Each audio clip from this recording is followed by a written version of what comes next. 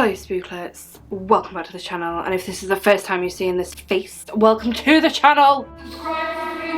Mondays are paranormal investigations and Thursday is a bit of anything. It could be some sort of chat like this, it could be another sort of investigation. You never know what you're going to get on a Thursday, but every Monday and Thursday there are videos on this channel, okay? Also subscribe because legends and everything, you won't regret it. So today we're going to look at some apparently real ghost photos, alright? Because when I'm out investigating, I take photos, and I have got two photos that I do find questionable, but I'm still not sure on, but I do find them questionable, and I have put them on social media because I'm a bit like, I don't know, I did do one once, I was like, oh my days, what is this? And then someone debunked it for me and I was like gutted, but at the same time thankful as well, because obviously debunking is a massive part of paranormal investigations. But today we are on a website called liveabout.com, and it's best real ghost pictures ever taken. So, by Stephen Wagner, right? They say seeing is believing. Yes.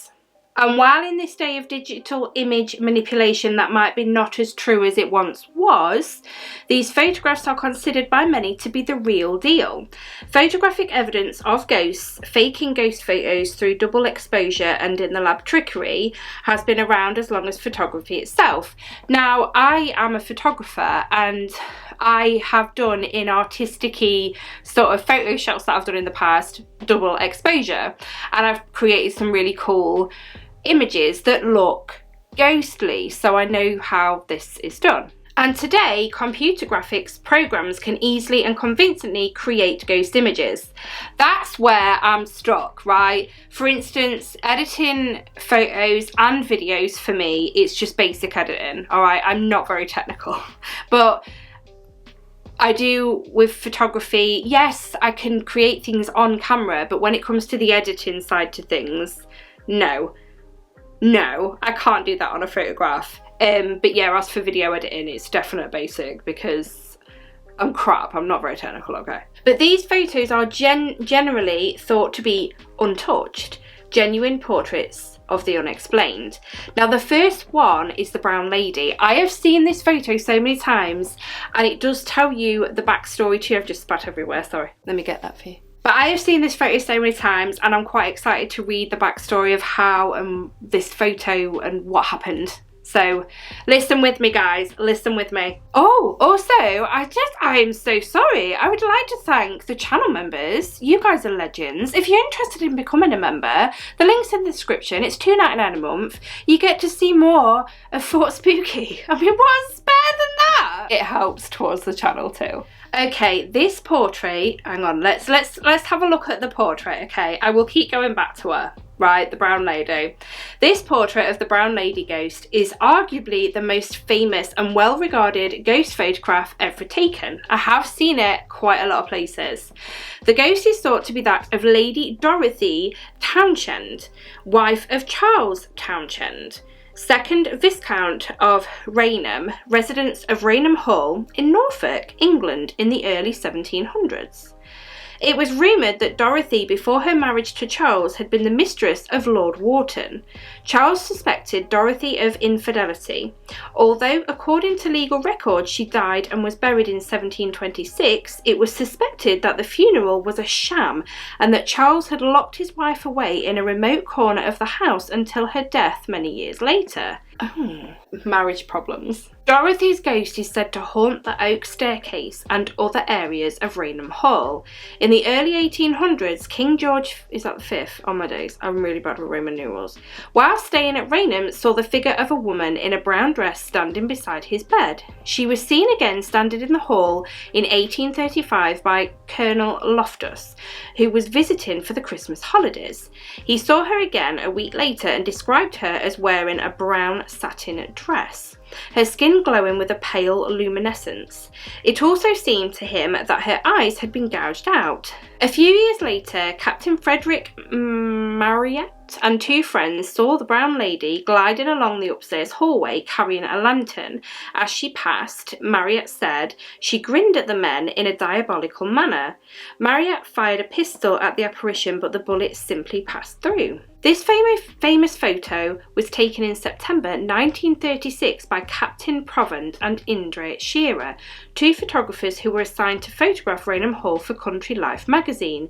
This is what happened according to Shearer. Now, before I read what Shearer has to say, there were so many sightings before this photo, so this is what we want, isn't it? Now, a place with so much history, that's places that I tend to be drawn to the most. Unfortunately, a lot of places that contain history, like building wise, it's like a historical landmark and you have to pay to get in, and there's no ghost hunts allowed because it's shut at night, and you could do it in the day but it's full of people. I can't rent a place out to myself. Well, there are places, but you know, I don't know what I'm talking about. But this, you know, there are so many places around the world where ghost sightings have been seen, so this must have been very exciting for Shearer and, was it Frederick? No, Captain Provand and Indre Shearer, two photographers. So yeah, it must have been so exciting for them. So let's go on to what Shearer says. Captain Provand took one photograph while I flashed the light. He was focusing for another exposure. I was standing by his side just behind the camera with the flashlight pistol in my hand, looking directly up the staircase. All at once I detected an ethereal veiled form. Oh my days. Let's start that again. Looking directly up the staircase, all at once I detected an ethereal veiled form coming slowly down the stairs. Rather excitedly, I called out sharply, "Quick, quick, there's something." I pressed the trigger of the flashlight pistol. After the flash had and on closing the shutter, Captain Provand removed the focusing cloth from his head and turning to me said, "What's all the excitement about?"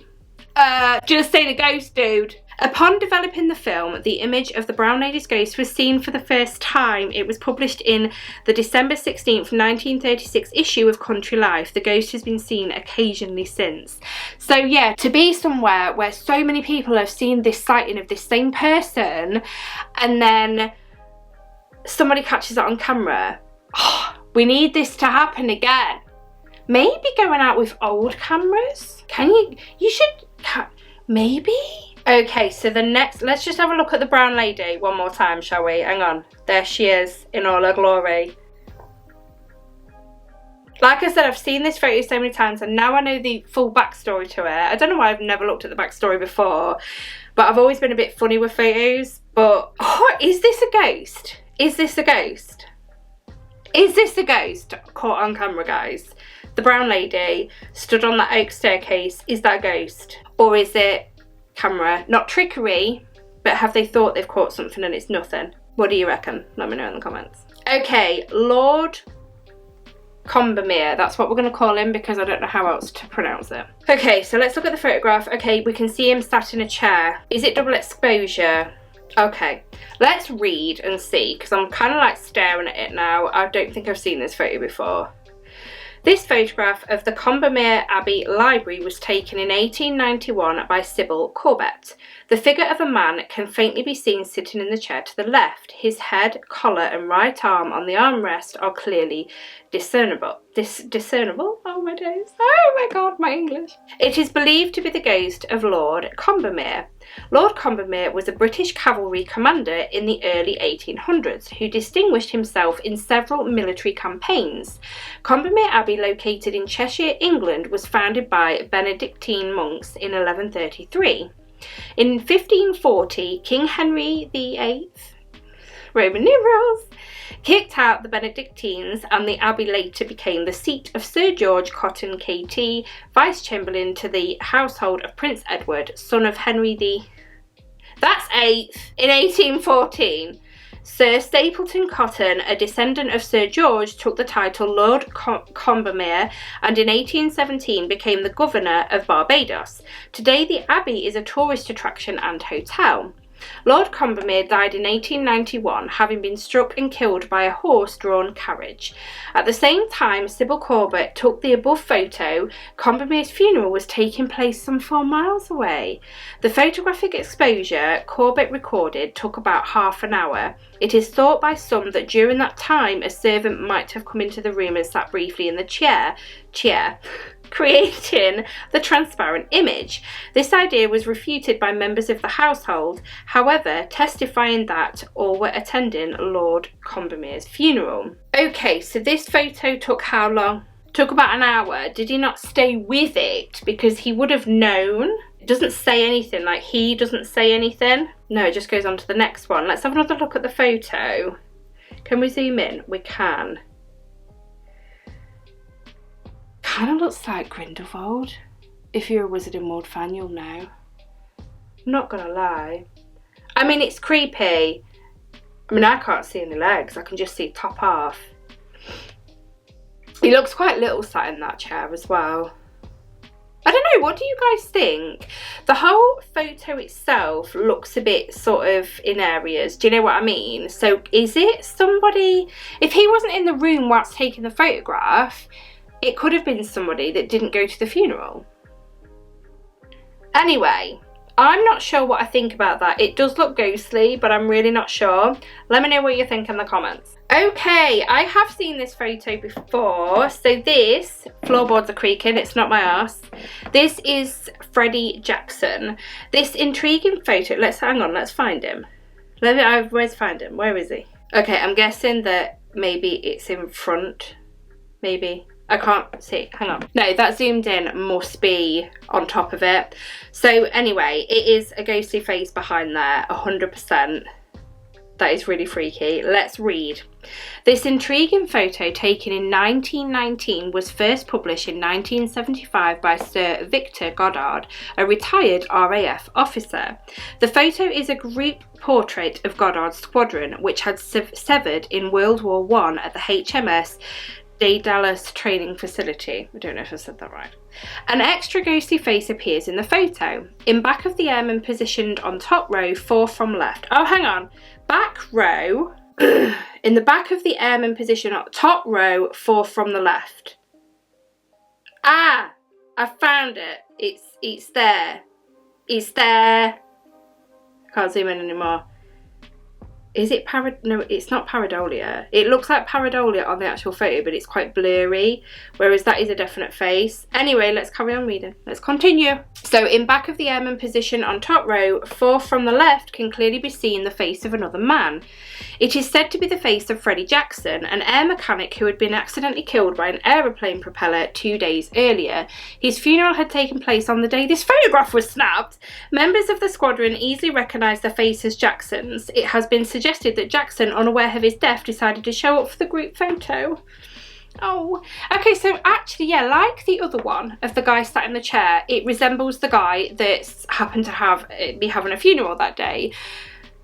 If you're seeing somebody in a photo that shouldn't be in that photo because they're no longer here anymore, they are like deceased, then you would think that's not double exposure.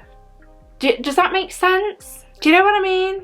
Or is that his doppelganger? I don't know. But that is freaky. He showed up for the photo.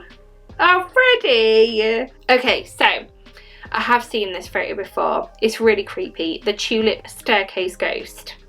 So as you can see on here, we have got a long arm reaching up, the head's laid on that arm, and then another hand obviously further down on the rail. Looks like they're wearing some sort of white robes, maybe. So Reverend Ralph Hardy, a retired clergyman from White Rock, British Columbia, took this now famous photograph in 1966. He intended merely to photograph the elegant spiral staircase known as the Tulip staircase in the Queen's House section of the National Maritime Museum in Greenwich, England. Upon development, however, the photo revealed a shrouded figure climbing the stairs, seeming to hold the railing with both hands. Experts, including some from Kodak, who examined the original negative, concluded that it had not been tampered with. It's been said that the unexplained figures have been seen on occasion in the vicinity of the staircase, and unexplained footsteps have also been heard. This photo isn't the only evidence of ghostly activity at the Queen's house. The 400-year-old building is credited with several other apparitions and phantom footsteps even today. A few years ago, a gallery assistant was discussing a tea break with 2 colleagues when he saw one of the doors to the bridge room close by itself. At first, he thought it was one of the lecturers. Other ghostly goings-on include the unexplained choral chanting, choral chanting of children, the figure of a pale woman frantically mopping blood at the bottom of the Tulip staircase. It's said that 300 years ago, a maid was thrown from the highest banister, plunging 50 feet to her death. Slamming doors and even tourists being pinched by unseen figures. Let's go back to this photo, right? Let me zoom in.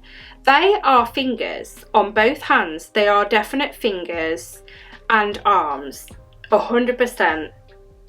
That photo is weird, and to say that the photo was examined by Kodak as well, like experts, what do we think, guys? That is so creepy. I want to take a picture like this. I will carry on. I will get that level 35 apparition, guys.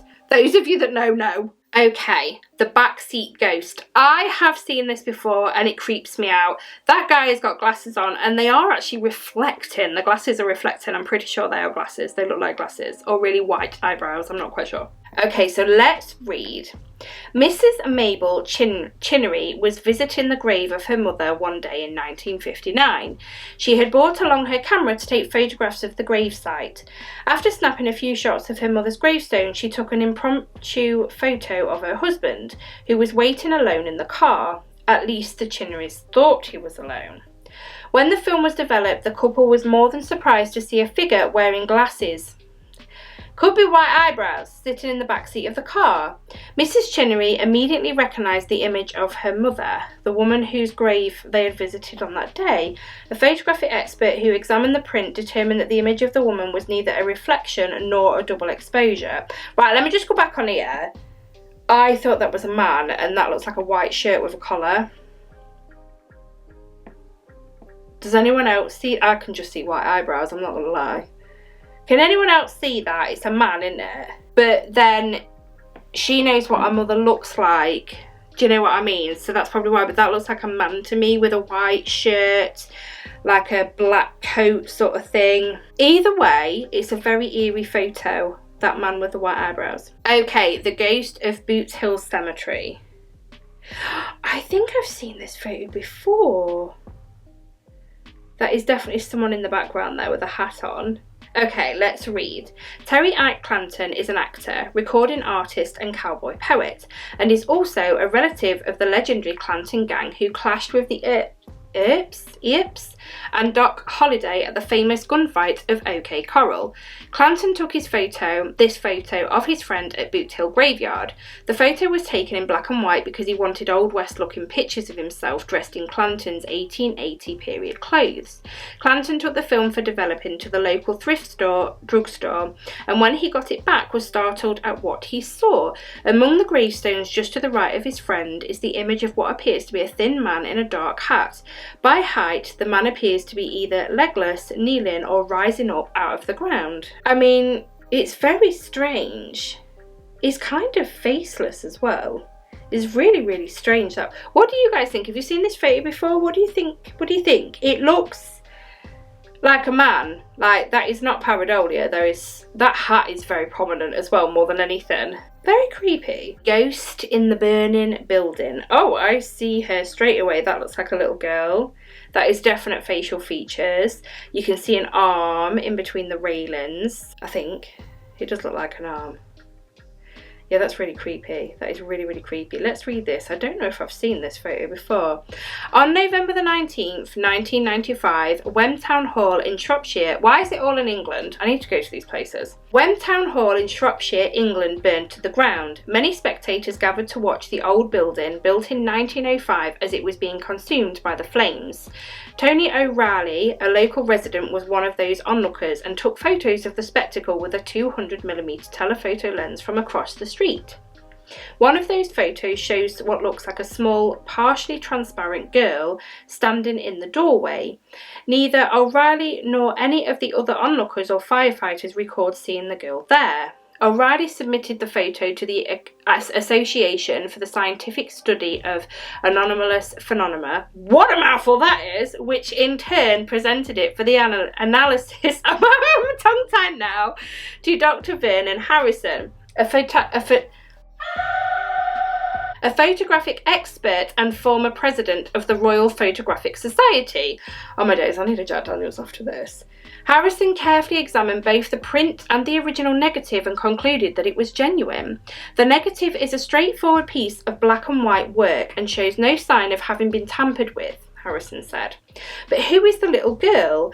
Wem, a quiet market town in northern Shropshire, had been ravaged by fire in the past. In 1677, historical records notes a fire destroyed many of the town's old timber houses. A young girl named Jane Churm, the legends say, accidentally set fire to a thatched roof with a candle.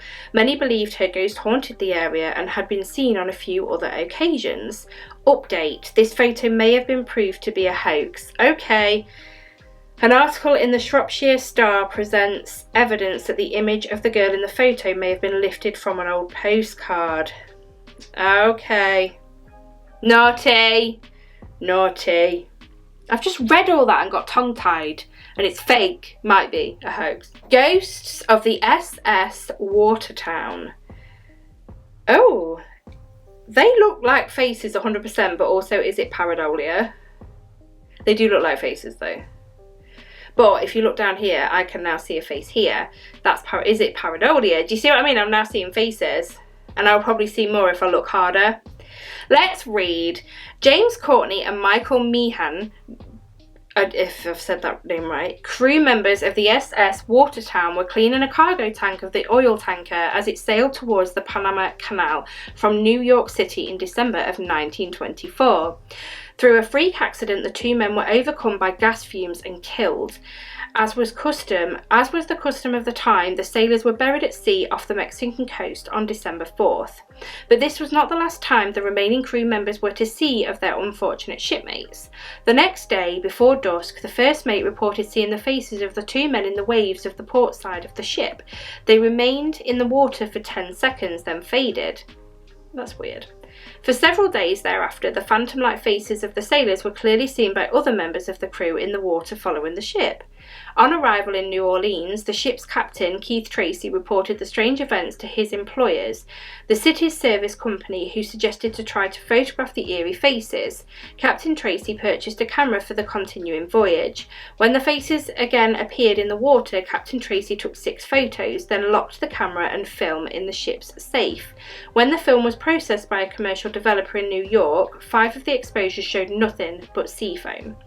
But the 6th showed the ghostly faces of the doomed seamen. The negative was checked for fakery by the Burns Detective Agency. After the ship's crew had been changed, there were no more reports of other sightings. Update: this photo may have been proved to be a hoax. Blake Smith was written an in-depth analysis on the investigation of the photo for 14 times. To me, anyway, like I said, I can see a face down here, which is pareidolia. It's got to be a full figure for me. It's got to be a figure. It's got to have limbs and like something noticeably human-like on them. Do you know what I mean? Okay, one more, guys. Madonna of Bachelor's Grove. This photo. I can just see a person. Is that what we're looking at? Let's have a look. This photo was taken during an investigation of Bachelor's Grove Cemetery near Chicago by the Ghost Research Society. On August 10th, 1991, several members of the GRS were at the cemetery, a small abandoned graveyard on the edge of Rubio Woods Forest Preserve, near the suburb of Midlothian in, oh my days! Reputed to be one of the most haunted cemeteries in the US, Bachelor's Grove has been the site of well over 100 different reports of strange phenomena, including apparitions, unexplained sights and sounds, and even glowing balls of light. GRS member Mary Huff was taking black and white photos with a high-speed infrared camera in an area where the group had experienced some anomalies. It's wrong with me! With their ghost hunting equipment. The cemetery was empty except for the GRS members. When developed, this image emerged what looks like a lonely-looking young woman dressed in white sitting on a tombstone. Parts of her body are partially transparent and the style of the dress seems to be out of date. Other ghosts reportedly seen in Bachelor's Grove include figures in monks' clothes and the spirit of a glowing yellow man. Let me have another look. So that is the ghost. And there is no update either, so as far as everyone's aware, this is real still. Okay, that is creepy. She kind of looks like she's just sat staring into space. The more I look at it, the more creepier it is. Woo! Anyway, number 10, the railroad crossing ghost. Right, so there's the picture. That is quite freaky. But I don't know what to make of that. I'm going to look at the bottom first. Right, there's no update on the photo. All right, so let's have a look. A strange legend surrounds a railroad crossing just south of San Antonio, Texas. The intersection of roadway and railroad tracks, so the story goes, was the site of a tragic accident in which several school-aged children were killed. But their ghosts linger at the spot and will push idle cars across the tracks even though the path is uphill. The story may be just the stuff of urban legend, but the accounts were intriguing enough that an article about the phenomenon, the haunted railroad crossing, was written. The article included a photograph submitted by Andy and Debbie Chesney. Their daughter and some of her friends had recently been to the crossing to test the legend, and she took some photographs. Inexplicably, a strange, transparent figure turned up in one of the photos. Yes, I said transparent. They had no idea that it was in the picture until the next day when I printed out the picture and showed them, said the Chesneys. It was really freaky. It appears to be a little girl carrying a teddy bear.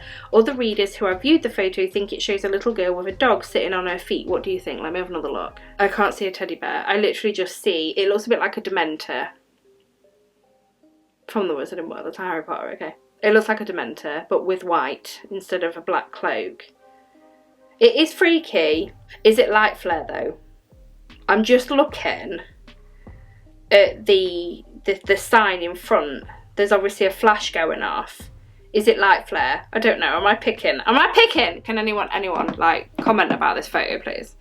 What do we think? What do we think? Well, guys, I'm going to end it there. That was fun. That was really fun. It was really cool to look at a couple of photos that I have seen time and time again on social medias and read the backstories. I would be so excited. Well, there's two photos, like I said, that I've took in the past where I'm like, what? Well, one of them isn't a photo. It's actually a screenshot of a graveyard that I was in with Lisa and Ange. And it was, I don't know, I can't...